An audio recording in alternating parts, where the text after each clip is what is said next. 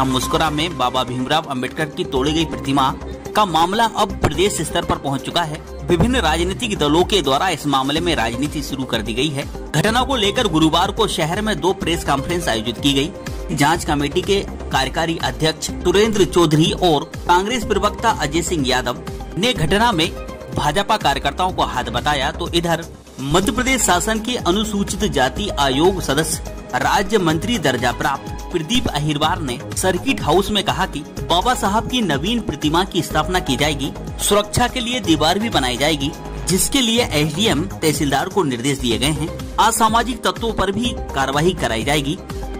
आइए सुनते हैं इस मामले में दोनों नेताओं ने क्या कहा।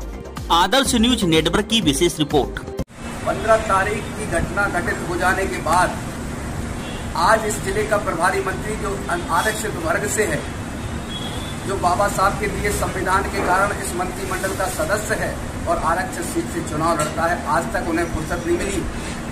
भारत रत्न संविधान निर्माता की प्रतिमा खंडित हो जाने के बाद इस प्रदेश के मुख्यमंत्री का यह जिला है जिस प्रदेश के मुख्यमंत्री ने 15 साल संविधान की शपथ लेने के बाद जो संविधान बाबा साहब अम्बेडकर और उनके साथियों ने बनाया था, ऐसी महान शख्सियत जिन्हें की भारत रत्न की उपाधि से इस देश ने नवाजा है, जब भारत रत्न और संविधान निर्माता सुरक्षित नहीं है तो यह अंदाजा लगाया जा सकता है कि शिवराज सिंह चौहान की सरकार में कितने लोग सुरक्षित होंगे, कैसे लोग सुरक्षित होंगे, संविधान कैसे सुरक्षित होगा।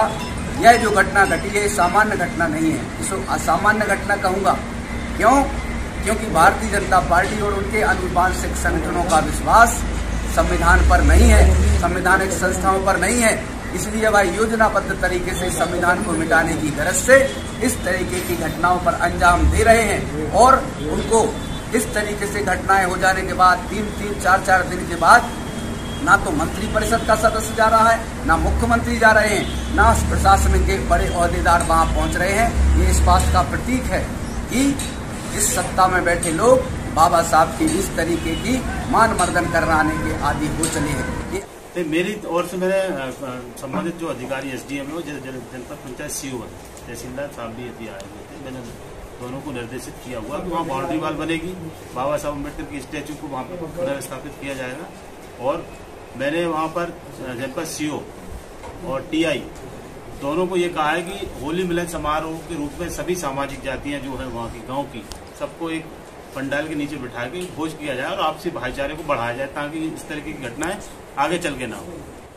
बाबा साहब अम्बेडकर का सम्मान पूरा देश और दुनिया कर रही है, और बाबा साहब अम्बेडकर की मूर्ति को अगर तोड़ दिया जाता है, खंडित किया जाता है, और चूंकि मैं आयोग का सदस्य हूं और अगर मेरे रहते उस घटना का संज्ञान नहीं लिया जाए तो ऐसे पद पे बने रहने का मुझे कोई अधिकार नहीं है। ये मेरा खुद का विचार है। और अगर कोई इस तरीके के आरोप लगाते हैं तो वो उनकी छोटी मानसिकता है। तो जो बाबा साहब की स्टैचू है वो एक्चुअल में गांव के बाहर है और तिगड्डे पे है, तो कुछ असामाजिक तत्वों ने नशे में उसको फिर से विक्षिप्त करने का काम किया है।